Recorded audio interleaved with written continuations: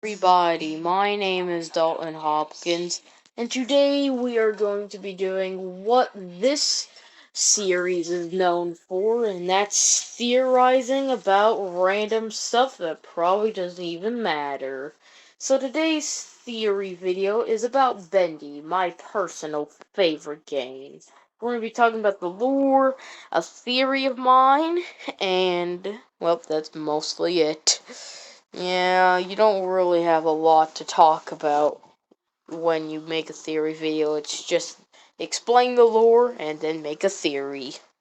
Anyways, let's get right into the video. So this whole thing starts when we play as a guy named Henry, or as a clone of him made of ink, and we were invited back to the old, the studios by Joey Drew.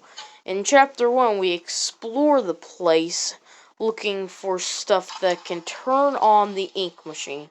All the while, bendy cardboard cutouts haunt us, and the projectors turn on by themselves, and ink floods everywhere until the ink demon makes his appearance at the end of the chapter, which we have to run, and then we fall through the floor, which then we have to turn a few pipes in order to make it progress downwards, in order to end up being knocked out, dropping our axe that we get at the very end.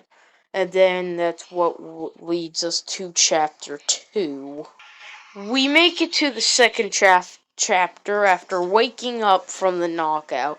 We pick up our axe and break down a few boards off of the door that leads us to the next part of the area.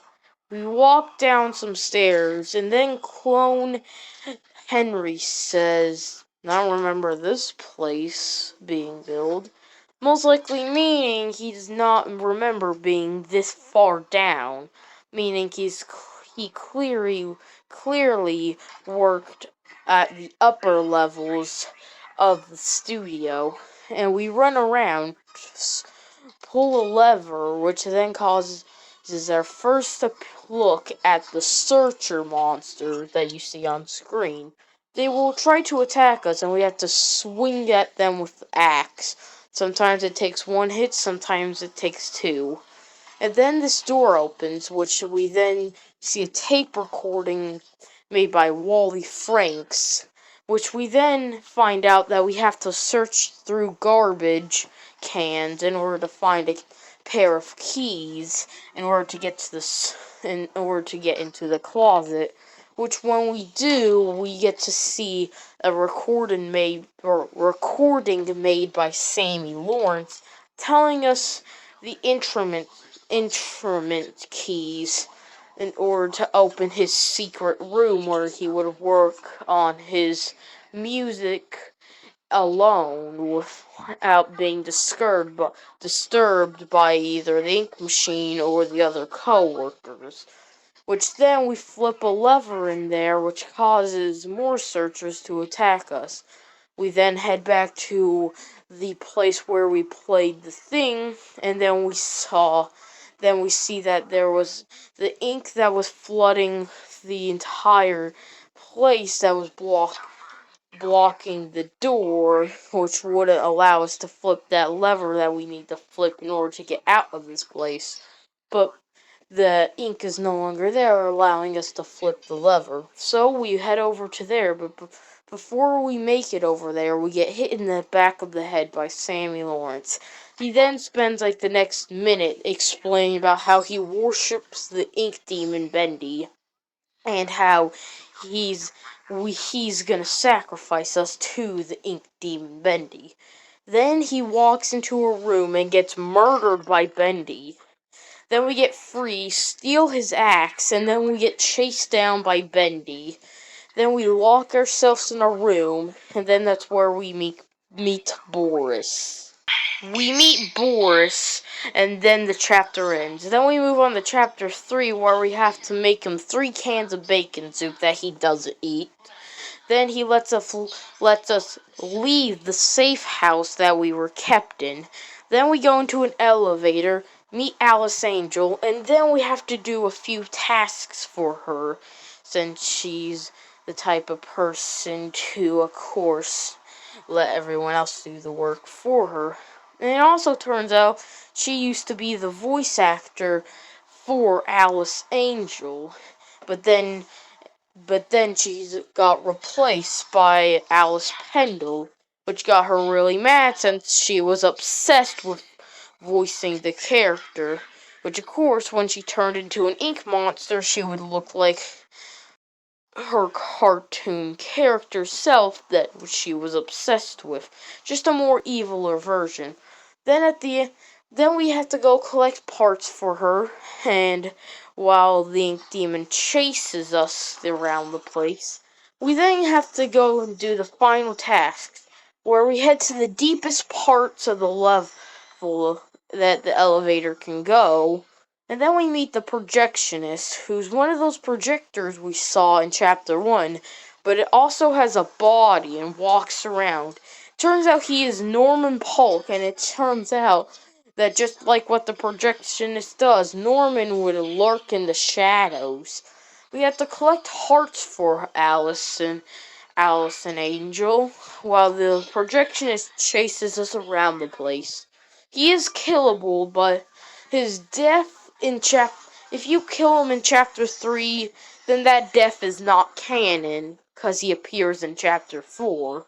But anyways, then we give all the parts to her, then she tells us to get in the elevator and she'll set us free. But then it turns out she lied and she needs the Bourse that we have with us, and then she crashes the elevator, and at the end of the chapter she takes Bourse away from us. Then we move on to chapter 4, where we get out from the rubble of the elevator. We flip a lever in order to make progress. Then we see a bunch of ink monster statues of lost ones that are worshipping a statue of Bendy. Then we wander around the place, put a few books out of place in order to, set the in order to make more progress. And then we walk past an entire empty room of cages and such. We we get on top of what looks like a boat, and then it looks like a boat that takes us over the giant pit of nothingness. And then we make it to the edge where while we open a door, we get a hallucination of arms trying to grab us. We then we then make it out of there, and then we walk up some stairs while Alice and Angel talks to us. We then make it to a room where there are a bunch of lost ones that are just standing there, all upset. Then we crawl through events that you see on screen right now. We get jump scared by the ink demon Bendy, who is clear to be following us around. We make it out of there, and then we have to play a few carnival games before we can flip a lever, and then we have to fight some of the Butcher Game members that were introduced to us in Chapter 3. But instead of having to fight them one at a time in Chapter 3, we have to fight all three of them at once in Chapter 4.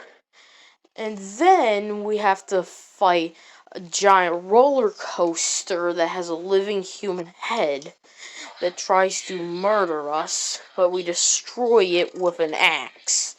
Then we have to fight Norman Polk, aka the projectionist, which is why I said we would be meeting the projectionist in chapter 4.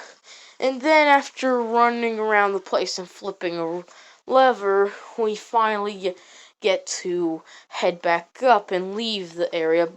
But then the projectionist starts to chase us behind. We hide in a miracle station, which is how we hide from the monsters in this game. But the projectionist starts to catch on to what we do and gets ready to open the little miracle station, but then he gets attacked by the ink demon Bendy, which then ink demon Bendy rips off the projectionist head, killing him off, and then the ink demon Bendy carries his corpse with him. We then get out, and then we ride on a little roller coaster until we make it to a room where we meet. Then we get to see what Allison did to Boris, which she then turned him into Brute Boris, which then we have to fight Brute Boris until he dies. And yes, we do kill Boris in this game. You can tell he has some parts missing from him, like his heart and a bunch of him. We're also getting upgrades like a bigger body and bigger fists to punch, while still keeping his forehead. After killing him, he disintegrates into ink.